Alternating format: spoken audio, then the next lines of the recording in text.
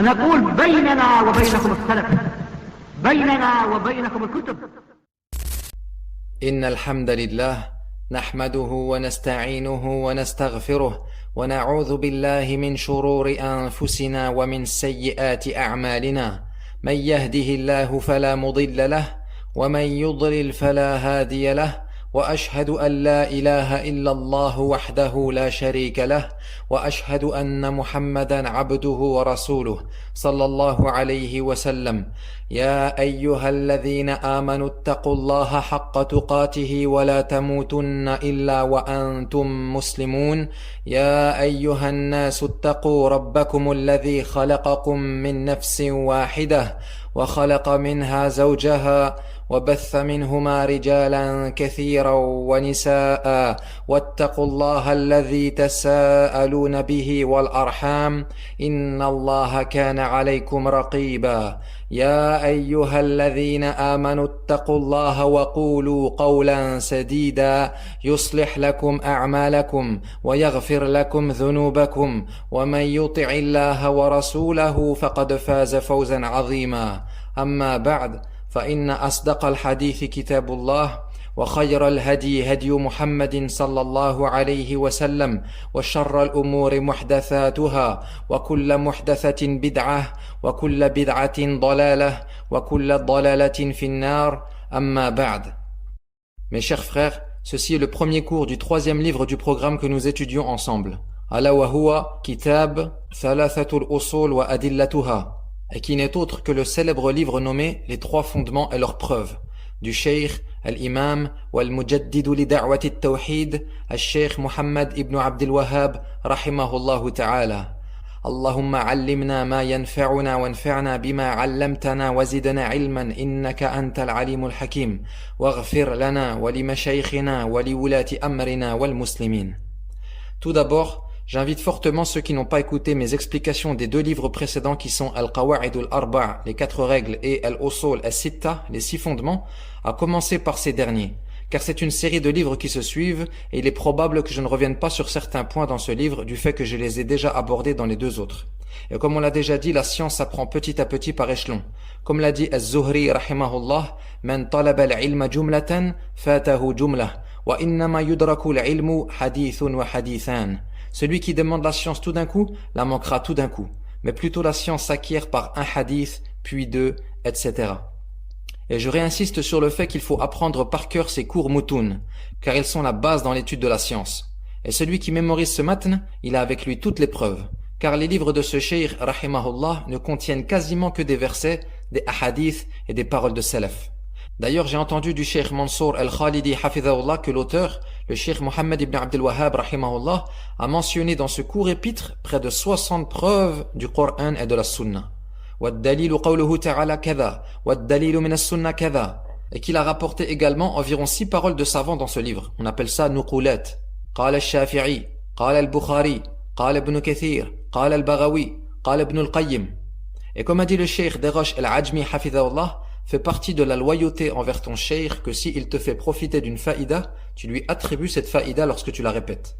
Il y a des fawaïd ya ikhwa qui sont rares et durs à trouver. Et peut-être que le cheikh de qui tu l'as entendu l'a sorti du fin fond d'un livre d'une mektaba après une recherche éprouvante. Eh bien, fait partie du adab de reconnaître son mérite en lui attribuant cette faïda. Par exemple, la faïda que je viens de vous citer du cheikh Mansour al-Khalidi, je n'avais jamais entendu alors que j'ai lu ou écouté au moins une vingtaine d'explications de ce livre. Donc il se peut que c'est lui-même qui a pris la peine de compter toutes les adillas et toutes les nuqulat du livre. Wallahu a'lam. Donc nous disons que l'auteur, rahimahullah, à part rapporter des versets, des ahadiths et des paroles de savants, ne commente presque jamais dans ses livres. Mais par contre, s'il commente, sors ton stabilo et surligne, car c'est pour te donner une faïda qui vaut son pesant d'or, incha'Allah. Donc nasiha numéro 1, il faut apprendre ce matn. Et même comme ça, si un jour par exemple l'imam de ta mosquée s'absente au dernier moment pour khutbat al-Jumu'ah et qu'on te met en avant pour prendre sa place, pas le temps de préparer un sermon ni rien, eh ben tu montes sur le minbar et tu récites Thalathatul Usul que tu as mémorisé par cœur, wa fiha baraka incha'Allah. Wallahi ya ikhwa, les gens ont plus besoin du tawhid qu'ils n'ont besoin de boire et de manger. Et comme l'a dit le cheikh Abdurrazzaq al-Badr hafidhahullah, parmi les bienfaits d'Allah envers ses serviteurs, il y a le fait qu'il a rendu ce dont ils ont le plus besoin le plus facile à obtenir, et que les moyens d'y accéder sont les plus simples, tandis que ce dont ils ont moins besoin est souvent plus difficile à atteindre. Par exemple, l'homme, malgré son besoin indispensable d'eau pour survivre, a encore plus besoin d'air que d'eau. Car on peut survivre quelques jours sans boire, mais on ne peut pas survivre 1 heure sans respirer. Eh bien pour cela, Allah nous a rendu l'air plus accessible encore que l'eau. Et le tawhid est sans aucun doute le plus grand besoin de l'homme, car il est le but pour lequel on a été créé. وَمَا خَلَقْتُ الْجِنَّ وَالْإِنسَ إِلَّا لِيَعْبُدُونَ. Et je n'ai créé les djinns et les hommes que pour qu'ils m'adorent. Ceci car si on perd la nourriture par exemple, on perd le confort de la vie d'ici-bas. Mais si le tawhid est perdu, c'est le bonheur dans ce monde et dans l'au-delà qui est perdu. Et comme le tawhid est la chose la plus importante qui soit, Allah a donc rendu ses preuves et ses signes les plus clairs, les plus nombreux, les plus accessibles et les plus faciles à comprendre. Comme a dit le poète, فَيَا عَجَبًا كَيْفَ يُعْصَى الْإِلَهُ أَمْ كَيْفَ يَجْحَدُهُ الْجَاحِدُ وَفِي كُلِّ شَيْءٍ لَهُ آيَةٌ تَدُلُّ عَلَى أَنَّهُ الْوَاحِدُ. Comme il est étonnant de voir comment Allah est désobéi et comment l'athée le renie, alors que dans toute chose se trouve un signe montrant qu'il est l'unique subhanahu wa ta'ala. Tayyib. Maintenant, concernant le livre que nous allons étudier ensemble, incha'Allah, son nom est Thalathatul Usul wa Adillatuha. À ne pas confondre avec Al-Usul al-Thalatha, qui est un autre livre du Cheikh, plus court et plus résumé, et qui se trouve dans Majmu'at al-Tawhid al-Najdiyya, comme l'a mentionné le Cheikh Salih al-Usaymi hafidhahullah. Mais en général, le livre que vous trouvez expliqué par les ulama, c'est celui-là, Thalathatul Usul wa Adillatuha, même si certains l'appellent Al-Usul al-Thalatha. Al-Muhim. Ikhwati al-Fudala, هذه الرسالة, cet épître, يحتاجها المبتدئ ولا يستغني عنها المنتهي. Le débutant en a besoin et le confirmé ne peut s'en passer. Et il est, tout comme les 2 autres livres qu'on a étudiés avant lui, صغير في حجمه كبير في نفعه. Petit en contenu, mais énorme en profit. Et la cause qui a fait que l'auteur a écrit cette risala, comme cela est mentionné dans certains exemplaires de l'époque, est que l'émir Abdul Aziz ibn Muhammad ibn Saoud, rahimahullah, demanda au cheikh Muhammad ibn Abdel Wahhab d'écrire un épître résumé dans lequel il clarifierait les fondements de la religion. Le cheikh écrit donc cette risala et l'envoya à l'émir qui ordonna aux gens de l'apprendre. Ce livre a donc été écrit à la base pour les gens de la masse et non pas pour les étudiants en sciences. Et si on devait le résumer en une phrase, on dirait « Les 3 fondements en question sont les 3 questions de la tombe ». Et pour ceux qui n'ont jamais entendu parler des questions de la tombe, qu'on appelle aussi en arabe « Fitnatul Qabr », il est rapporté dans le hadith d'Al-Bara que lorsque le mort est enterré, qu'il soit musulman ou kafir, 2 anges viennent à lui. L'un d'eux se nomme Al-Munkar et l'autre Al-Nakir. Certains se trompent en prononçant Al-Munkir. Non, c'est Al-Munkar. Comme a dit Suyuti rahimahullah, وَضَبْتُ مُنْكَرٍ بِفَتْحِ الْكَافِ فَلَسْتُ أَدْرِ فِيهِ مِنْ خِلَافِ. En gros, il ne connaît pas de divergence sur le fait que c'est Munkar bil-Fath. Et ils furent appelés ainsi car ils viennent à lui ala suratin munkara, yani sous une apparence effrayante qui lui est étrange car il n'a jamais rien vu de tel. En effet, le prophète sallallahu alayhi wa sallam les a décrits comme étant aswadan azraqan, noir et bleu. Et ils mettent alors le mort en position assise et lui posent 3 questions. Man rabbuk, qui est ton Seigneur? Ma dinuk, quelle est ta religion? Wa ma hadha ar-rajulu alladhi bu'itha fikum, et qui est cet homme qui vous fut envoyé? Le croyant répond alors, Rabbi Allah, mon Seigneur est Allah. Wa din al-Islam, ma religion est l'Islam. Wa huwa Rasulullah sallallahu alayhi wa sallam, et cet homme est le messager d'Allah sallallahu alayhi wa sallam. On lui élargit alors sa tombe et lui ouvre une porte donnant sur le paradis. Commence alors pour lui Na'imul Qabr, le délice de la tombe. Quant au mécréant, il répond aux 3 questions la adri, je ne sais pas. Sa tombe se resserre alors sur lui au point que ses côtes s'entrecroisent et on lui ouvre une porte donnant sur l'enfer. Commence alors pour lui Adhabul Qabr, le châtiment de la tombe. Voilà ce qu'on appelle les questions de la tombe. Et si on voulait développer à peine plus concernant le sujet de ce livre, on dirait comme a dit l'auteur lui-même, قررت ثلاثة الأصول توحيد الربوبية وتوحيد الألوهية والولاء والبراء وهذا هو حقيقة الإسلام. Il a dit, ce livre, les 3 fondements, définit le monothéisme dans la seigneurie, le monothéisme dans l'adoration, ainsi que l'alliance et le désaveu. Et c'est cela la réalité de l'islam.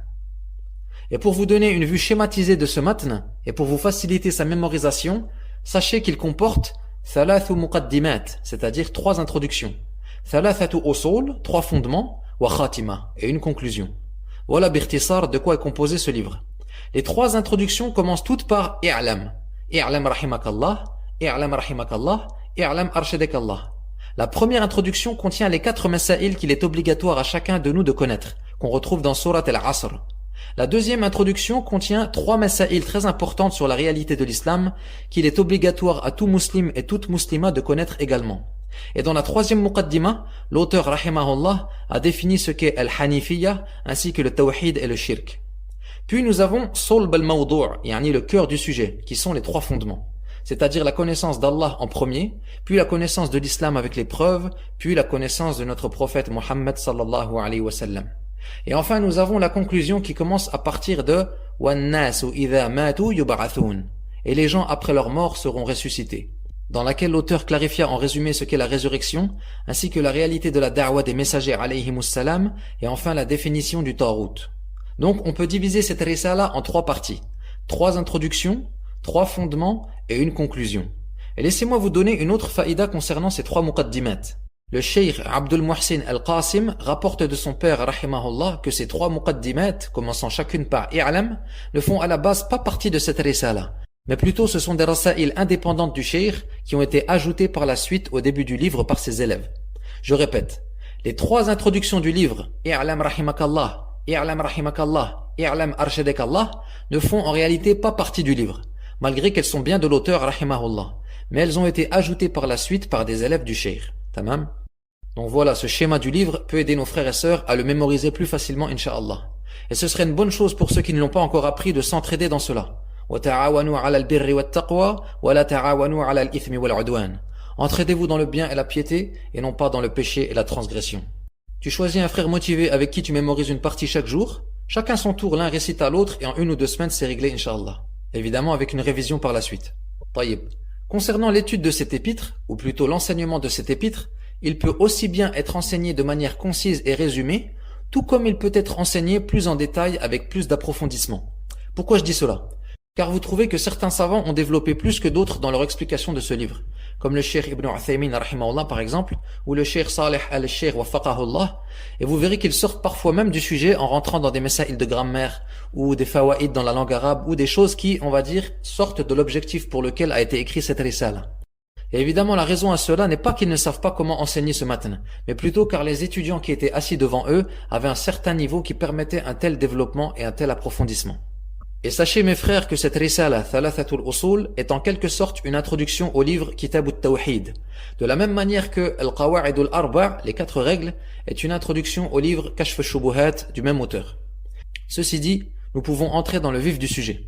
Et comme à mon habitude, je vais parler un peu en arabe, et peut-être même un peu plus dans ce livre, car on commence à avancer dans le programme et le but, comme je l'ai déjà dit, c'est de se débarrasser de la béquille le plus vite possible.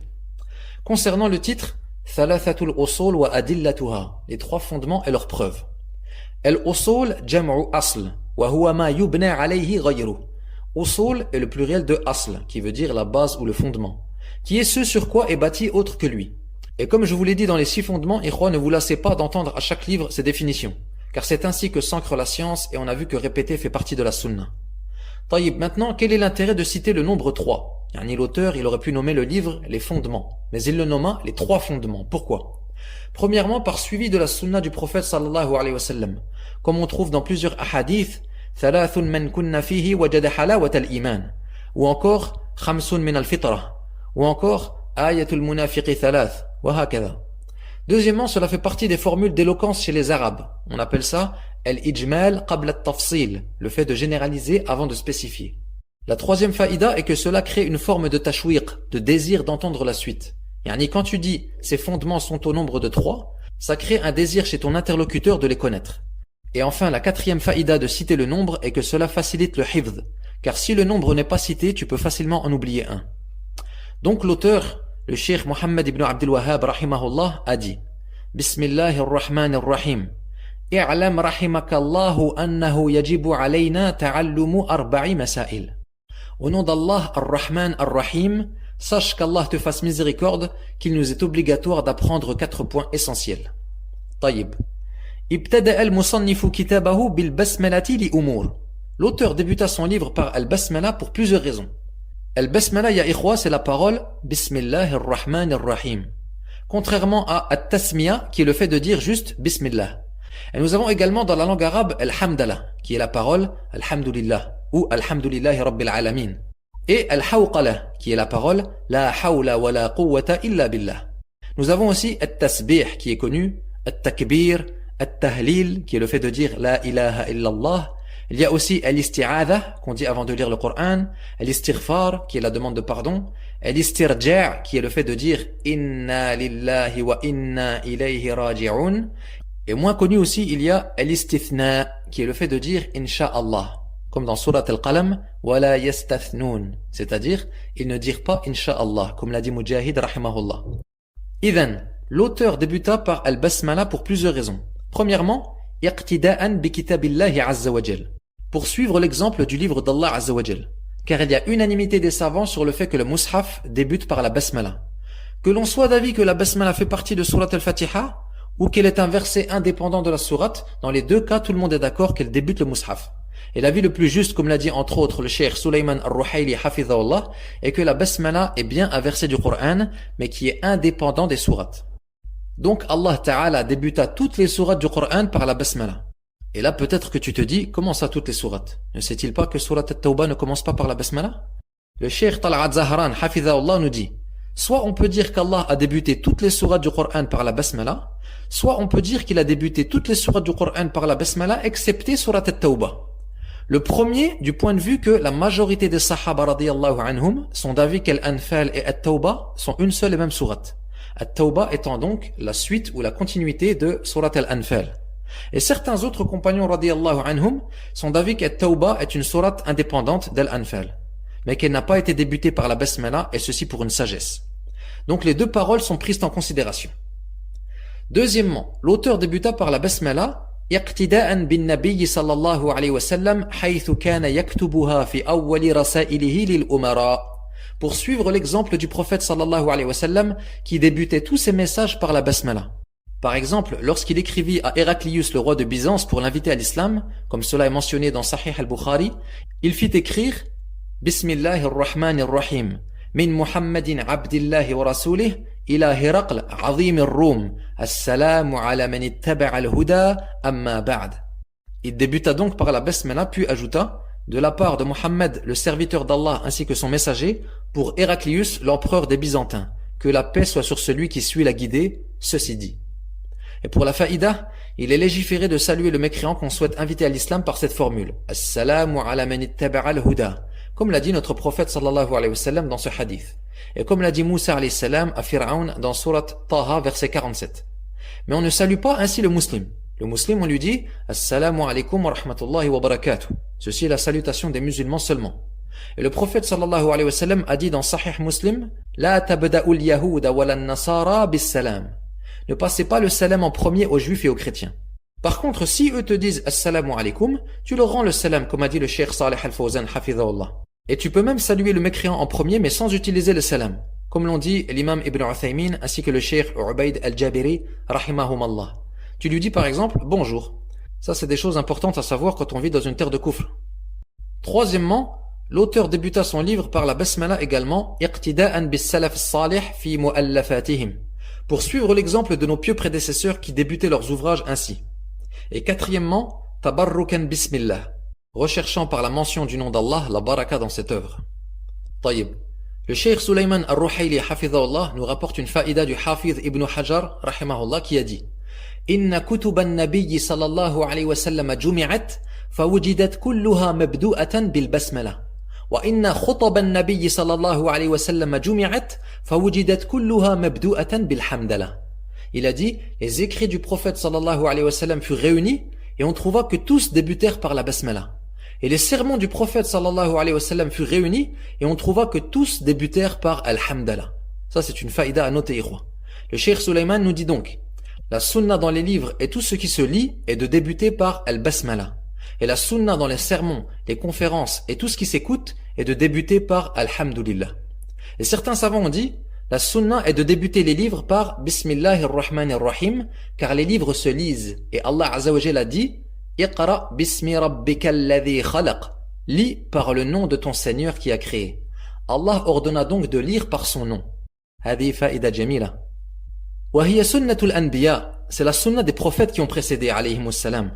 Allah dit citant la reine de Saba dans Surat An-Naml قالت يا أيها الملأ إني ألقي إلي كتاب كريم إنه من سليمان وإنه بسم الله الرحمن الرحيم.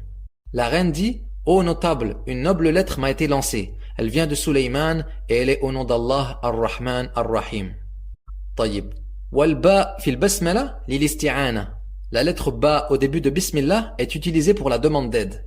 Le sous-entendu est donc je débute par Bismillahir Rahmanir Rahim, recherchant par cela la bénédiction et demandant par cela l'aide d'Allah Azza wa Jal, comme a dit le Cheikh Al-Fawzan Hafidhahullah. Ensuite, Allah علم على الباري جل وعلا لا يسمى به غيره وهو مشتق من الألوهية. Allah est le nom du Créateur que personne d'autre ne peut porter et il est dérivé de Al-Uluhiyya, la divinité. Et ce nom, Allah, ne suit pas les autres noms divins. Plutôt, il est suivi par les autres. On dira par exemple, Ar-Rahman et Ar-Rahim font partie des noms d'Allah. Mais on ne dit pas, Allah fait partie des noms d'Ar-Rahman.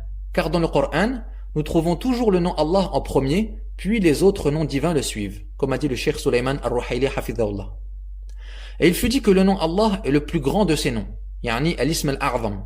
Alladhi idha su'ila bihi a'ta wa idha du'iya bihi ajab. Par lequel, si on lui demande, il donne, et si on invoque, il exauce.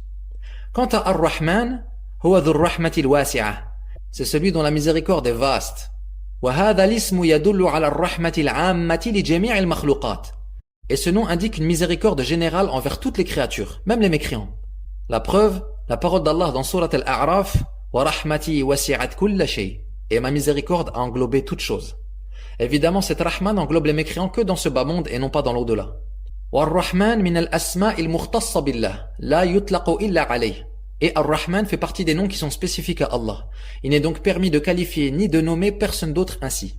Quant à Ar-Rahim, il signifie dhur rahmatil wasila, celui dont la miséricorde atteint qui il veut parmi ses serviteurs. Comme dans le verset, yu'adhibu man yasha wa yarhamu man yasha. Il châtie qui il veut et il fait miséricorde à qui il veut. فيدل هذا الاسم على الرحمة الخاصة بالمؤمنين. Ce nom indique une miséricorde spécifique aux croyants, comme dans le verset وَكَانَ بِالْمُؤْمِنِينَ رَحِيمًا. Et il, yani Allah, est miséricordieux envers les croyants. Donc Allah Ta'ala possède une miséricorde générale et une miséricorde spécifique. On dit alors qu'Allah est Rahman envers toute la création, même les kuffars fit dunya, mais on ne dit pas qu'Allah est Rahim envers toute la création, car cette miséricorde n'atteint que les croyants. Et contrairement au mot Rahman, il est permis de qualifier autre qu'Allah de Rahim. Comme lorsqu'Allah dit au sujet de notre prophète sallallahu alayhi wa sallam dans Surat At-Tawbah, Bil mu'minina ra'ufur rahim. Il est compatissant et miséricordieux envers les croyants. Donc ces deux noms indiquent l'attribut de la miséricorde, car chaque nom d'Allah indique au moins un attribut. Exemple, As-Sami', l'audient, indique l'attribut de As-Sam', l'ouïe. Al-Khaliq, le créateur, indique l'attribut de Al-Khalq, la création. Et le nom Allah indique l'attribut de Al-Uluhiyya, la divinité. Wa hakadha. Et on ne dit pas comme on dit Al-Mu'attila, les négateurs, comme les Ash'a'ira, qui nièrent l'attribut de la miséricorde et prétendirent qu'elle signifie Iradatul Ihsan, la volonté de faire le bien. Car selon eux, la Rahma implique la ressemblance aux créatures. Alors qu'Allah dit Laysa kamithlihi shay, rien ne lui est semblable. Walil fa'ida, Rahmatullahi qisman. La miséricorde d'Allah est de deux sortes, comme a dit l'imam Ibn Uthaymin rahimahullah. Makhlouqa wa ghayru makhlouqa. Une miséricorde créée et une miséricorde incréée. La miséricorde incréée, évidemment, c'est l'attribut d'Allah, celle dont on a parlé jusqu'à présent, car tous les attributs d'Allah sont incréés.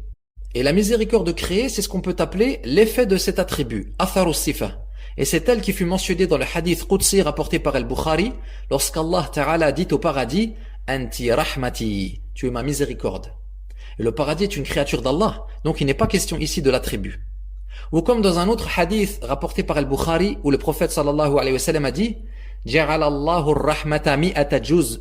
Allah répartit la miséricorde en 100 parts. Fa'amsaka 'indahu 99 juz'a. Et il en garda auprès de lui 99. Wa anzala fil ardi juz'an wahida. Et il fit descendre sur terre une seule part. فَمِنْ ذَلِكَ الْجُزْءِ يَتَرَاحَمُ الْخَلْقِ. Et c'est par cette part que les créatures se font miséricorde. حَتَّى تَرْفِعَ الْفَرَسُ حَافِرَهَا عَنْ وَلَدِهَا خَشْيَةَ أَنْ تُصِيبَهُ. Au point que la jument lève son sabot de peur de blesser son petit. Voilà mes frères pour ce qui concerne Al-Basmala. L'auteur dit ensuite I'lam rahimakallah. I'lam, sache, est l'impératif du verbe alima, savoir. Et on utilise ce mot pour attirer l'attention avant un propos de grande importance, comme dans le verset Fa'alam annahu la ilaha illallah. Sache qu'il n'y a rien qui mérite d'être adoré en dehors d'Allah. Donc utiliser i'lam avant un propos sans importance, ce n'est pas du tout éloquent en langue arabe. Comme si tu dis par exemple i'lam anna hadhihi tawila. Sache que ceci est une table. Et rahimakallah est un dua que fait le cheikh pour le lecteur. Et cela fait partie de ses habitudes rahimahullah. Et cela montre sa douceur et sa miséricorde envers la communauté. Et c'est ainsi que le prêcheur ou l'enseignant doivent être miséricordieux envers les gens, voulant leur bien et leur guider. Allah dit à son messager sallallahu alayhi wa sallam وَمَا أَرْسَلْنَاكَ إِلَّا رَحْمَةً لِلْعَالَمِينَ. Et nous ne t'avons envoyé que comme miséricorde pour les mondes. فَبِمَا رَحْمَةٍ مِّنَ اللَّهِ لِنْتَ لَهُمْ وَلَوْ كُنْتَ فَظًّا غَلِيظَ الْقَلْبِ لَانفَضُّوا مِنْ حَوْلِكَ. Et c'est par miséricorde d'Allah que tu as été si doux envers eux. Mais si tu étais rude, au cœur dur, ils se seraient enfuis de toi.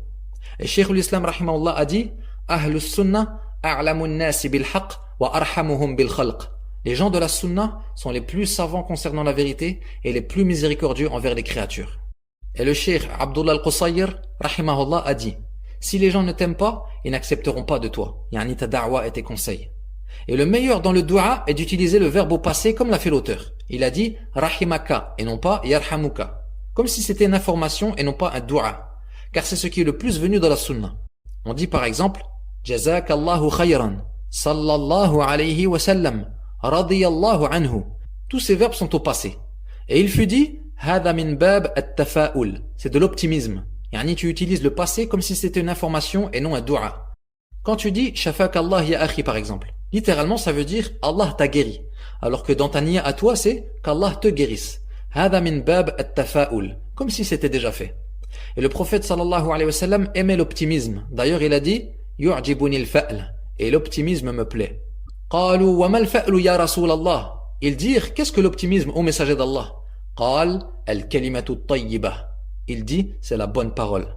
Comme le fait de dire par exemple Abshir, réjouis-toi. Cette parole simple met la joie dans le cœur de ton frère.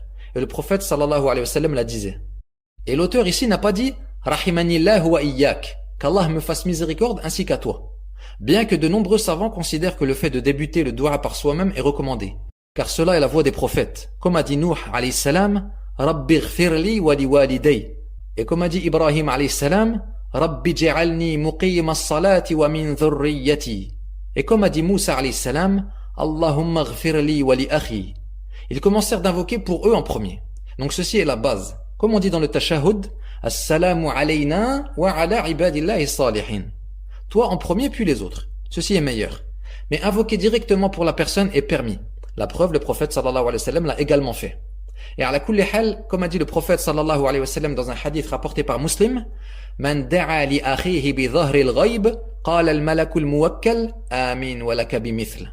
Celui qui invoque en faveur de son frère en son absence, l'ange chargé de cela lui dit Amin est pour toi de même.